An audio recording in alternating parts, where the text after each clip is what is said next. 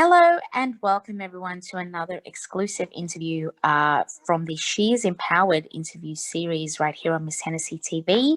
My name is Maxine Johns and I'm so excited to have another featured guest and an incredible woman that also featured in this She is Empowered book, my beautiful, beautiful friend Zaidee Jackson from Melbourne. How are you, honey? Hey, love. How you doing?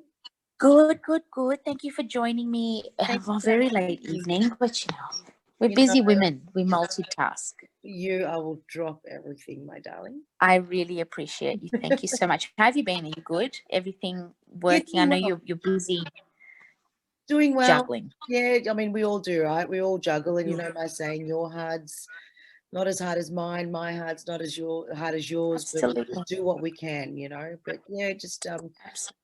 work's been wonderful, and I'm blessed, so all is well. Good. Good. I know you're doing amazing things down there, changing the game, which we will get into a little later on with one of the questions. But obviously, as you know, with this series, it's more just so people who have purchased the book She is Empowered, which came out on March 8th, International Women's Day. Wonderful receipt of that book from like a global response. A lot of people were really, really happy, in awe of it, surprised, shocked, oh my gosh, all of those good emotions. Yeah, it's been amazing. So to kind of keep that feeling going, thank you very much. There it is, and it's regal purple. To keep the feeling going, I just, obviously you and I did also have this conversation about, doing something a little bit more sort of intimate and having the conversation styles. And as usual, it's like, Max, it's so great. You should think of doing this, think of doing that. So I sat on it for a while and I was like, yeah, you know what? I need to do something and just have conversations with the women face to face, or as face to face as we can get, and really just kind of peel back some of the layers of all of the amazing women that were featured in this book, right? So here we are. She's Empowered, the series. A bit of a sort of Q&A from me to you and you to me as well, because I'm always asking the questions. I'm loving this. So I just you get to get questions, girl. There we go, because I know there's a few questions floating around. So, all right, so I'll launch off with the first one so we can get this going. All right, so what is empowerment to you, Zaidee, and how do you ensure that you step into your empowerment every day? Empowerment for me really is layered. I think there's many facets of who we are as individuals and how we respond to different circumstances. And it's from the choices that we make as individuals. Yes. It's from the commitment you make to self-preservation. It's, for me, it can be really stepping into that space where for a moment there's fear, but then using that as the driver for the outcome that I'm pursuing. It's owning my decisions. It's being accountable for my behavior and my actions and the way I am around people and to people. Yeah. And also how I present myself and how I expect people to be around me. Yeah. Laying that foundation down and honoring myself for things that I can control, but really releasing the things that I can't. It's the difference, and we've spoken about this a lot over the years. It's about speaking about the difference between responding and reacting, because that yields a very different response. Oh yeah. Whether you're reacting or responding, and above all else, it really is when you fall down, digging deep and owning it and knowing absolutely that sun's going to come up. You know what I mean? In the next absolutely absolutely. I think in my practice as a mindfulness therapist, it's really important for me to practice what I preach. So knowing what my triggers are and, knowing how to handle them and being true to myself and giving myself the greatest foundation to stay in my power, and looking at myself in the mirror every day going, you are enough. That's it. Fabulous. That's it. And that's something that I really value, that time in the morning. When I am preparing for my day. So for me, that is empowerment. I know that's a lot to unpack, but no. But what you said, and I think a lot of it too, obviously comes with maturity, it comes with age, it comes with the varied life experiences we've all had. Mm. And it was really important for me because I think that was one of a sort of a similarly worded question that I'd asked in the book, like a consistent question, which Yeah, is yeah, what yeah. empowerment meant. Just because we're women doesn't mean we're all the same, right? Yeah. And this was a major point for me when I was collating the book and the women that were in it. We've all got, obviously there's a common thread, right? We're friends. We've all obviously at one stage or another we're based in Sydney. We've all partied together, been friends, been there good times and in bad. And as we've grown and evolved ourselves, our lives may have popped off in different directions, but the core of us, we know what our connectivity is, right? And we've Absolutely. all been connected in some way by the likelihood or the likeliness of empowerment that we've seen in each other, right? Oh, without a doubt. So, you know what I'm saying? So, when you say all that stuff, absolutely resonates with me. But I just again think that a lot of women don't realize that they have empowerment in them. It's like they would need it to be awakened, which I find interesting because we're living in a time now where people are extremely woke with Mm. everything, right? And right now, especially for Australia, we're in a different reckoning with women's empowerment, right? And how we're placed in the workplace, and especially with what's happening in our government right now. So Yeah. now's as good a time as any to have these conversations. But I think more women need to be awoken by that power and not wait to be awoken by anybody else. It's in you I think it's all the something, time. yeah, it's something that some women feel like they need permission to have, to show, to shine. That's Whereas, it. um, what I felt about your book was that, you gave us this beautiful, collaborative approach of collectiveness of stories, but you allowed us to show our vulnerability in Yeah. this and be really honest and open with you. And, from Maya to Tiana to, Empress to Weave and, beyond, even Eva, who's a darling friend of Yeah. ours, these are women that I admire so much. And Yeah. there's, as you were saying before, there's a connectivity around it that really celebrates the intent of feminism, not in the Yeah. way we know traditionally, but the knowingness that you stand in your power, Absolutely. regardless of what you're doing. If you're breaking up glass ceilings, or if you're in an environment where it's potentially, I don't know, male dominate. I'm not really into that Mm, sort of thing. My message really here is it's about, you want that seat at the table, you create it. Do not make an excuse. that's right. Step forward and know that you'll That's it. be supported. If you look around Absolutely. hard enough, there are people in your corner and you're not walking this alone. And that's what I loved about your book. It's Yeah. shown Oh, that. that's great to know. I like that little nugget from that because it is true. It's just, and there's so many different points of view people will get from the book, but the common theme that I've been getting with a lot of the feedback has been that it's giving people inspiration, and it's giving them, because people read books differently, and they Yeah. use each book in a different way, right? So I've had a few people tell me that they read the book in the morning, to start their day if they need a boost of Oh, Max, inspiration. yay. And I was like, oh my gosh, it's like a Oh, motivational manual, or something let's like that. And go.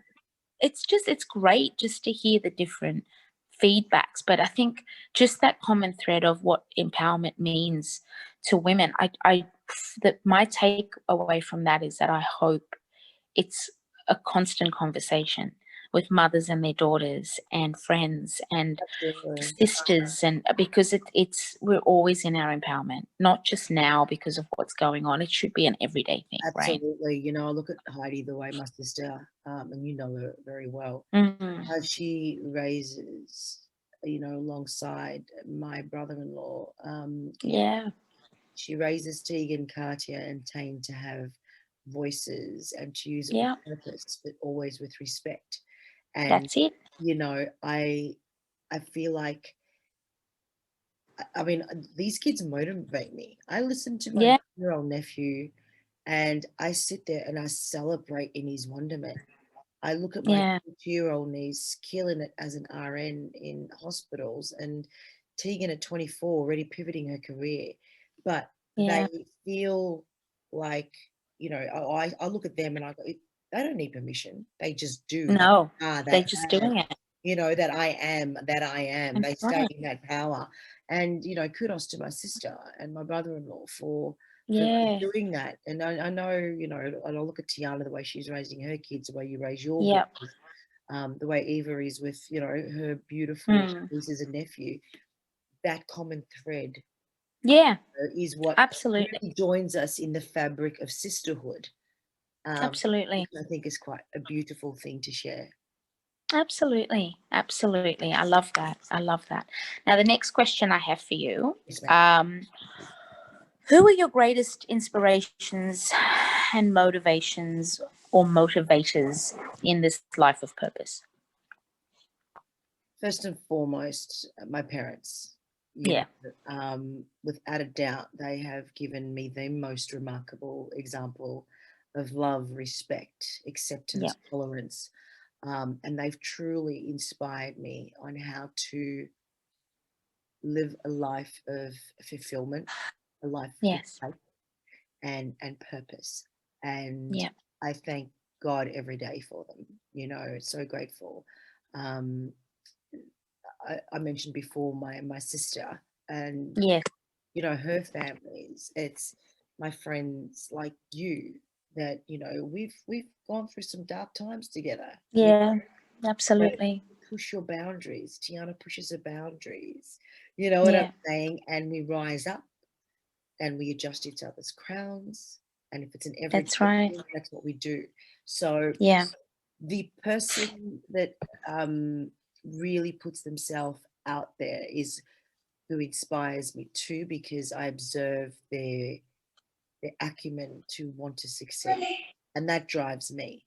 And I think, I mean, the work that I do, I work with some of the most incredible creatives in this country, as you know, and I'm a creative at heart, and I get to work alongside these custodians of brands that we enjoy every day. And I look at how these guys elevate in their creative space. And these are incredible thought leaders. And I sit at tables with them. And, you know, 15, 20 years ago, I would have felt as if I had imposter syndrome.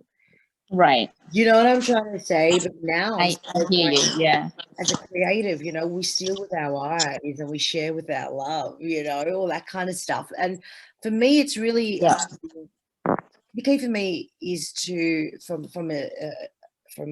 what I receive from that motivational space and the inspirational space. It's my surroundings, it's my environment, it's the books I read, it's the letters I write to myself sometimes. Meditation. I find all these various things that really drives me. It's listening to, I don't know, sometimes it's listening to, you know, Maya, you know, Jupiter's music or Camille on the radio or whatever the thing is, it's something that I'm going to draw out of it, because for me, it is making sure that I'm prepared each day when I wake up to learn something new and to stay the course on my own timeline and on my own terms. And absolutely, you know, for me, it really is. And you know, I've stood by this mantra for many years. What others think of me is really none of my business. I stay in my own lane, honey, and I do me. So you're damned if you do, you're damned if you don't with people. So yeah, you live your life for yourself, basically, is what we do. You know, it is what it is. You know, we always say that red wedge moment. The red wedge moment, yes. But yeah, ultimately, I have many sources of inspiration. As I said, like it doesn't. I literally could be at the supermarket, and you know me, I chat to everybody. Yeah. And then I know their whole life story because they tell me, and then I'm inspired by this 5-year-old that has done so much, and I go home and go, oh, I better write something about that. So it depends where I am. Yeah. Okay, I like that. So you get your inspo from the random occurrings in life outside of the connections that you have with your everyday folk. No, and I think that is the way that probably is the way for most creatives, right? Inspiration comes to us when we least expect it. And I guess people who don't really know what to do with us when we're in that zone of trying to process what we've just experienced, who we've just met, why these people affect us so much.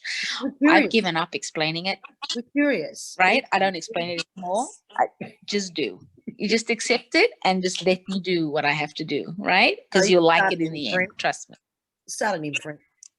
You thank me later. That's okay. You thank me later. It's all good. I feel you. I do feel you on Love that. it. Okay, so my last so your thoughts then on the book and what message has been for you and for others what you think the message will be for them. Look, I want to go back to saying, which might be a little hard. No. I want to first start off by saying, I'm so proud of you, like on our sisterhood level, for getting into that space. And I still remember receiving those questions, and I'll tell you, you know me, I'm good with my numbers. 15th of the 5th, the email came through last year after a quick little chat. Yeah. And here we are. And for that, Maxine, congratulations. I'm so proud of you, because what you've been able to create is something so special, in that you welcomed all these amazing, fierce women. Some I've never met before in my life, but again, it's been an exploration of your journey and who you've engaged with, you know, and drawn on. And as I said before, allowed it to be vulnerable. Yeah. But this book, I know it's going to resonate with those that need to stand up for themselves more. I need people to read this book for the simple fact that you are going to find something from everyone's story that will give you light, that will give you joy, that will make you cry and make you feel and make you be quite honored to be drawn into this sisterhood, which is what you've created. And I think every woman that will resonate with 1, 2, or 3 of these stories, and letting them know that they're not alone on their journey. And that was the biggest thing. Yeah. Yeah. No one's alone. Mental health is a thing. I respect those that put up their hands and say, I need help, because they inspire me. And this book allows others to see the journey of cancer, abuse, all that sort of stuff. Absolutely. And the sun is shining with God's will on those women. And that's what this book is. Absolutely. So thank you. That means a lot, because again, when I decided to do it, and I was so floored with the responses and the quick responses I got from all of you when I asked, this is my idea, would you like to be involved? It was literally, and I've said this in a few interviews that I've had with the promo of the book, people have gone, how did you approach these women? I said, well, luckily for me, I know them all very personally. Thank you very much. So, but I said it wasn't a call on favor. I said, because I approached each and every one of these women as an individual entity, with their own individual stories, because it is. But it was just the unanimous, resounding, yes, don't, because, I like to do an essay of feelings, to ask the question, because I like to paint the picture of what I'm trying to do. And I'm sure for people, we don't have time, Max. You want me to do what? Yep, great, I'm there.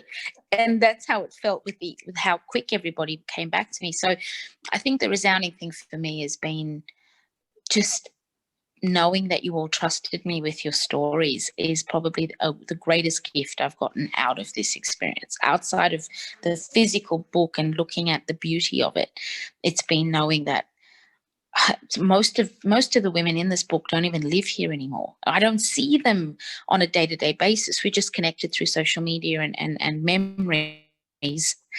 But the yes was immediate. And that is something that just struck the heart, and it's something I'll never forget. It's a reflection of who you are as a person and what you mean to people, though, too, Max. Yeah. It's not to be taken lightly at all, because you've literally stepped into the most vulnerable space and put your name on something, you know?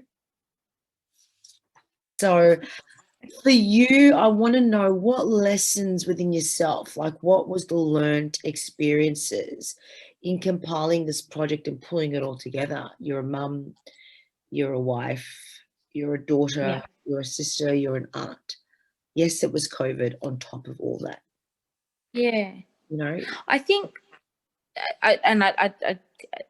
it's a question I've asked myself too, because obviously if we don't ask ourselves questions of our growth, then we're not doing it right. Like, how have I grown from this? For me, I think this book really was the game changer for me as an author and as someone who wants to write with purpose, right? I've always wanted to be a writer who explored people's stories. That was always a thing for me. Even before I became one, haphazardly in the hip hop community, I have always been interested in the journey of whether it was a celebrity or an extraordinary person living a very ordinary life, all these types of stuff. And I think that the questions I used to ask myself years ago when I first started writing, I stopped asking them, because you get into this kind of sort of humdrum of, okay, just churning out interviews. Okay, I've got this celebrity next week. I've got this rapper that week, this, that, and the other. Great, things are good. Okay, yeah, it is substance. There is something to it. But there was like a missing link, I think, for me in my higher purpose. And I have to thank the downtime COVID forced on all of us, whether we wanted it to or not. I always call it a communal grounding, especially for creatives, because it really made us go deep within ourselves and go, what is it that I really want to produce in this lifetime? And so yeah, it was a product of that, and also a lot of internal conversation. And I think the biggest lesson for me was trusting myself. That's huge. Trusting myself, because I am my biggest critic, and I'm the biggest doubter of myself, and I always have been. Even though I've been able to achieve some pretty okay things, I've also had to learn to celebrate the wins, and I have to keep telling myself and reminding that, and that it's not it's not a boastful thing to do, because I have this thing, and everyone who knows when I talk to them, it's a fine line between being proud and being boastful, and I don't like boastful, braggadocious stuff. I've never liked it, but yet I worked in an industry that thrives on it. I don't know how that works. I've managed to step lightly over those braggadocious cracks. We've had that conversation a number of times, and go, you know what? You got to step in your heels, and you got to celebrate it. And that has been a lesson. It has been a huge lesson. And just being okay with. That's it. That has been it. And being okay to step out from behind the computer screen, or behind the journal book, or behind the glasses, and be, this is me, this is what I've done. And yeah, it's okay. I'll take the applause. Not too much though, because now I'm back in behind again, doing what I love. But I've had to learn to be okay to accept that, Zaids. I really have, and to trust myself. And that was a huge thing to like you've just broken down. I wrote the book, and I reached out, and I did all the interviews and stuff. But then in the same breath to go, not good enough, not doing enough, need to have the imprint. But it's all part and parcel. It's just how the universe worked for it. And it was obviously God's way of telling me I needed to connect the two. Yeah. And you know what? I've got a vision right now of me running around as a host of a party in Sydney not so long ago, and making sure that the gluten-free cheese board is on point before the guest arrived, and you were locked in a room an interview with Jazzy Jeff. I And was. you were. And I think that really tells the story of your fierce passion for what you do. You know Yeah. what I mean? You've been celebrated by some of the world's incredible music artists, and that was your own doing. And that's one of those things where I always say to you, strut the shit out of what your achievement has been in that No. moment, because that moment fleets so quickly. Oh gosh, that you just reminded me of that. See, there's so many of I those got more. You moments know, that I got more after I 20 know. years. Oh, Girl. Ugh. I know. Some of them, thankfully, before Facebook, which is great. But I do. It's just sometimes, and it's not that I forget. It's just that there've been so many. I've been blessed to have so many of Yeah. those moments. But I often have to remind myself that it's okay to not always be on. Yes. Because I am. It's just something with me. I'm always on. I'm always in that work mode, research mode, writer mode. I think being a mum and wife, sometimes it forces you out of that. But I've had I've had my husband tell me all the time, like, seriously, when do you stop? And we had this conversation, I think, with like New Year's Eve, as I was DJing at Right, yeah. a party, and he was there with me. And I said to him, I said, why stop? This is fun. This is living. It's a life I've created for myself out of something that I didn't think I would still be doing at this age and this stage. And it's redefined me and it's redefined itself. And I don't want to stop. I love what I do and it's my purpose. And this book and this imprint, the hunger is even more insatiable now. And you're defining that pathway. You're creating Mm. the rhythm all Yeah. the way through, and I think that's what this book also does, if we bring it back to the book, which is why we're here. And I'm going to be shameless about it. She's available on Amazon. Might have to put like bye now. Going back to the book, it really is, you're defining what we were talking about, and you're creating what the version of you is. And Yeah. one of the biggest things we can do for ourselves is show up and step up and be Yeah. present in that moment. And I know you've been persistent with this book all the way through, but you show up for your family, you show up for Jay, you show up for your mum, and you show up for yourself.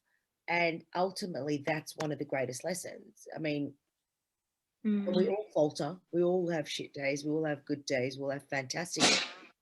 And how do you take all those days and create this understanding that there's always going to be a juggle? Yeah. You've got to be so kind to yourself, because Absolutely. you deserve that. Which is going to lead me into my next question. Yes. What brings you joy? Oh, a great many things, but I have to stop and think about it, and I think sometimes that might be a flaw of mine, because I should know off jump, right? Off rip, I should know. And I'm not just going to be um stereotypical here and go, oh, my kids, and of course, like, Yeah, that's given, my family, my greatest joy is my boys. But when I bring it internally to the empowered core of myself, what brings me joy are the memories that I've created with people like yourself, various women in this book, mm-hmm. that I if I could go back and relive them, I would in a heartbeat. Oh, I yeah. think to have that feeling of, I've enjoyed my life so much that at a point where I met all of you and had all these experiences, I could jump back to that and relive it again, just to have that feeling of euphoria and that connection. That brings me joy. And it's at moments when life can get dark, and the world is a dark place right now. And having to explain the constant parenting that goes on with our kids, with images we see on the news, and Yeah. everything that's happening, we forget those moments of joy that take us back to a time when we was all that the world's always been like that, but we weren't aware of it. Spot on. Yeah.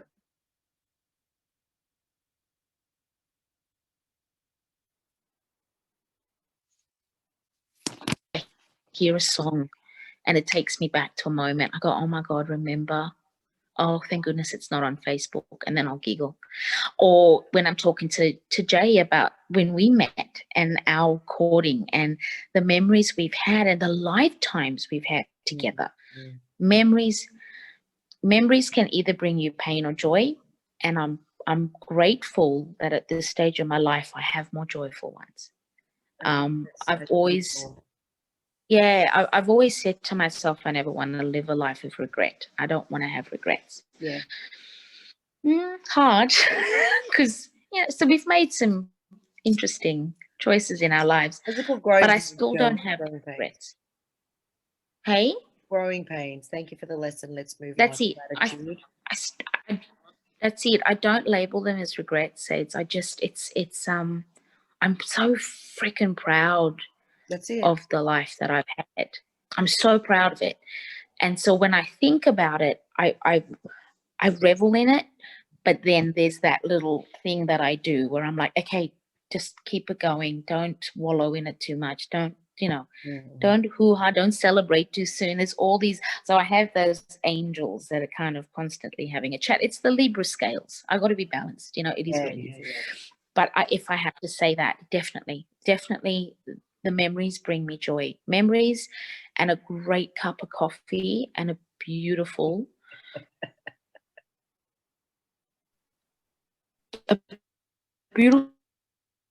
wine. Teas, maybe some great chat on a lounge in Zetland. Those sorts of things. Those memories. Oh dear, that takes me back to a wonderful memory of my life in Sydney, in my apartment in Zetland. Thank you. Absolutely. And then we found out we were actually related after all this time, which was kind of weird and wonderful. Just nuggets of things that pop up every now and again. But this is stuff. It's these conversations, and I think just the girl time too. Just those things, conversations, man, and laughter. Yeah. That's it for me. If you'd asked me that question maybe 10 years ago, it would probably have been, obviously kids, and well, my little one wasn't here yet, but it would have been, being a mum, absolutely. Yeah. But yeah, the material stuff doesn't matter. It's the memories, the core for me. It's stuff. Yeah, absolutely. Yeah. Now I've got one more question for you, and I want you to really impart some wisdom on. Oh God! On your. Do I have any? No. Hey, you have pearls of it, my friend. You have spoons of pearls, Spencerlings. We've all really had a really crazy ride in the last 18 months, and a lot of people are going through some real life issues that need, a lot of support and love. And I mean, we, in our friendship circle, we call it our red wedge moments. But ultimately, what message would you like to share with people going through stuff and in that moment of making a choice to either wallow or to pull it all together and keep it stepping? Because we're talking about that scale. You were saying that the Libra scales before, right? And you guys are so indecisive, but we love that about you, right? So it's Libras. Oh, the love or hate relationship. Absolutely. But in that moment, where it's just that it's the left or the right. Do I keep going into the dark space, or do I find the light? What message do you have for people through your experiences? Because you've interviewed enough people with some crazy stuff, and you've seen enough, and you've been accountable to a lot of us over the years. Thank you for that. I didn't think that I was viewed like that, so I appreciate that. It's a great question. something that always springs to mind, and I've been saying it a lot lately, especially to my eldest, to Balian, because he's entering that phase of his life now, between going into high school, where you really don't really know who you are, right? Bet on yourself. Always bet on yourself, because at the end of the day, the decision to do whatever it is you're going to do, you're going to make the decision, right? Whether it's right or wrong is how you receive it at the end of the day, right? Nobody can control that. And it's something I've had to really learn to let go of a lot, because I have a thing with control. And I've always wanted to have a lot of control of it, certain elements of my life. It's made me feel safe, and it's made me feel in charge of things. Yeah. But when you really realize that you're not in control of it, you kind of feel a little bit helpless. Yeah. And I think sometimes we should feel like that, because then you really do know how to bet on yourself and not bet on anybody else, right? So it's that accountability thing. Yeah. But I think with a lot of the conversations I've had with various celebrities and sort of stuff like that over the years, it's just be you. Like, especially in this game, like this hip hop game, right? And I know I keep mentioning hip hop because obviously that was what birthed me as the writer and the whole deal.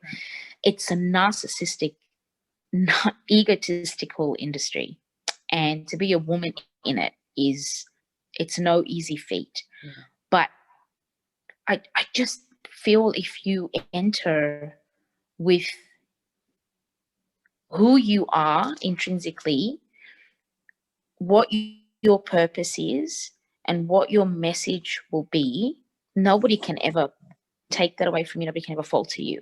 So just be who you are all the time, because the truth will come through regardless. And I've been around people who I thought were themselves and they weren't.